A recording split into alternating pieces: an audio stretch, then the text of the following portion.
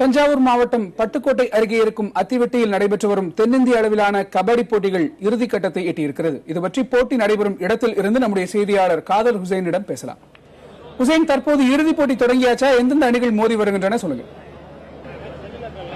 தற்போது உள்ள சூழ்நிலையில் கணேஷ், அரையிறுதி போட்டி, அதாவது ஆண்களுக்கான முதல் அரையிறுதி போட்டி நடைபெற்று வருகிறது.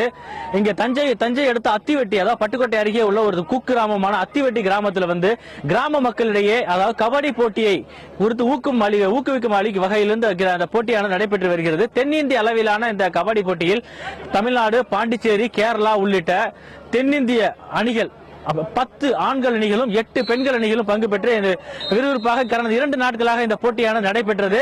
அந்த 2 நாட்களாக நடைபெற்ற இந்த போட்டியில் தற்பொழுது இன்று நடைபெற்ற முதல் அரையிறுதி போட்டியில் SMC ஒட்டன்சத்திரம் அணியும் தஞ்சாவூர் பெண்கள் அணியும் பங்கு பெற்றன.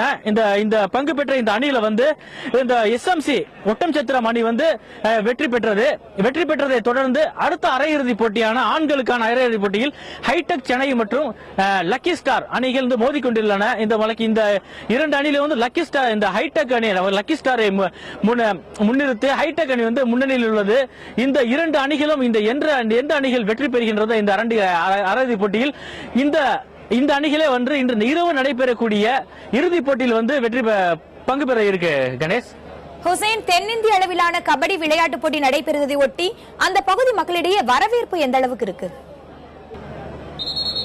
அதாவது இந்த மைதானத்தை சுற்றி 4 புறமும் கேலரிகள் அமைக்கப்பட்டுள்ளன. இந்த கிராம பகுதியாக இருந்தாலும் கிராம பகுதி என்று பார்க்காமல் பல்வேறு பகுதியில் இருந்து கிராம மக்கள் கூட்டமாக இந்த கபடி போட்டியை கண்டுகளித்து வருகிறார்கள். அது உற்சாகமாக வீரர்களுக்கு உற்சாகம் படுத்தி வருகிறார்கள்.